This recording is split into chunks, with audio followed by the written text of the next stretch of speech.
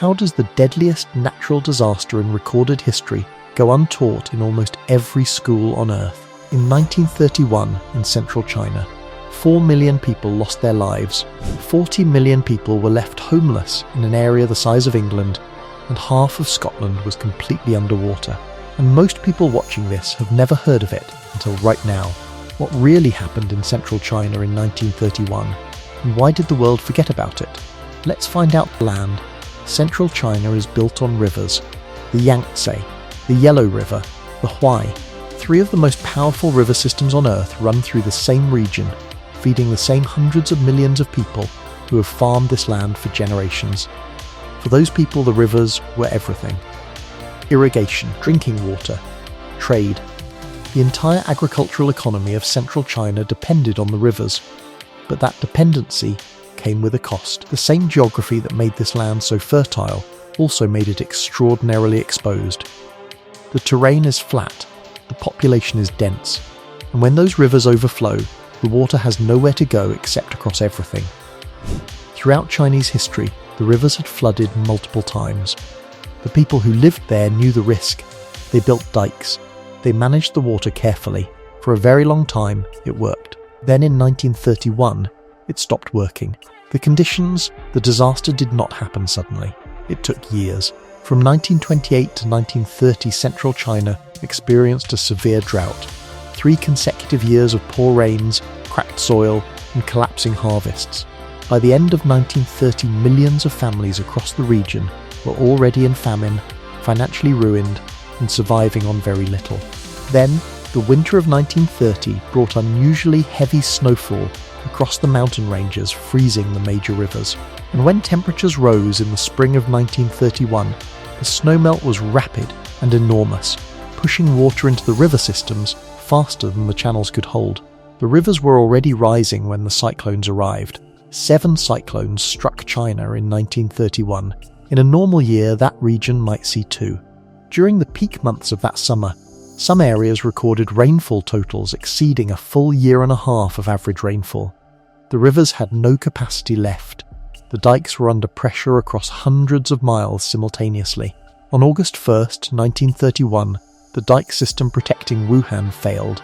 Wuhan in 1931 was one of China's most significant cities, a major industrial and commercial centre on the Yangtze River, home to hundreds of thousands of people. When the dike broke, the river entered the city. 5,000 people drowned within hours. The speed of the flooding caught most residents without any chance to move to higher ground. The majority of Wuhan's residential buildings at the time were single-storey structures. There was no upper floor to retreat to. Families on the ground floor, when the water came, had almost no options. The water in the hardest hit areas of Wuhan rose to the equivalent of a 5-storey building standing completely submerged. The water stopped rising. The city did not recover quickly. And Wuhan was only one city out of multiple. The flood was still moving, and it was moving fast. The spread over the following weeks, the situation across central China became more fatal. All 3 major river systems overflowed their banks. Province after province went under. The capital city of Nanjing remained flooded for 6 consecutive weeks. Rural communities across Hubei, Hunan, Jiangxi and Anhui provinces were completely cut off. The official count of displaced people reached 40 million. 40 million people without shelter, without food stores, without access to roads, without any way to receive outside assistance or leave the flooded zones. But the flooding was not the primary cause of death. What came after was one of the most horrid ways people have died during disasters. What came after the water? Communities that survived the flooding faced starvation before the year was out. The flood destroyed the harvest that those communities were depending on to survive the coming winter. The roads that were swallowed by the flood meant that relief efforts, already slow given the scale of the disaster and the limitations of the Chinese government at the time, could not reach the worst affected areas.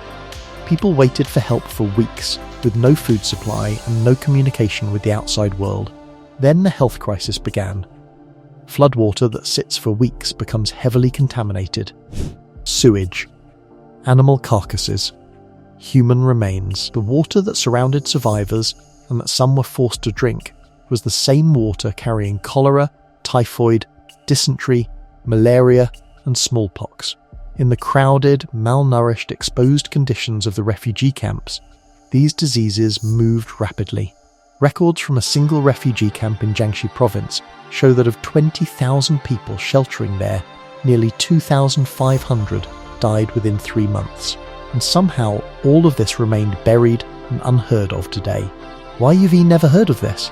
The world in 1931 was not paying attention to China.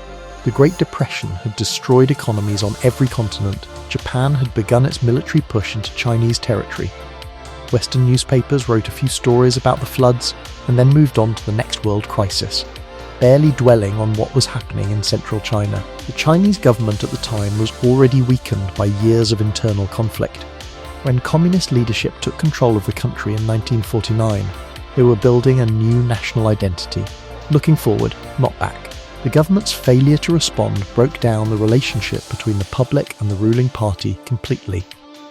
The Chinese Communist Party grew directly in the space that crack opened up. 18 years after the flood, they controlled the entire country. The disaster also forced a question that engineers had been debating for decades into urgent territory. Could the Yangtze be controlled? Could a dam be built large enough to make sure this never happened again? The question was answered and provided a solution in 2003. The Three Gorges Dam, the largest hydroelectric dam on Earth, was completed to avoid history ever repeating itself. Those 4 million people were not a statistic. They were real people like me and you. They waited for help that came too slowly, and for some, never came. They deserve to be remembered. And now you know. The question worth sitting with is simple. What else do we think we know that is actually just the part the world decided to remember?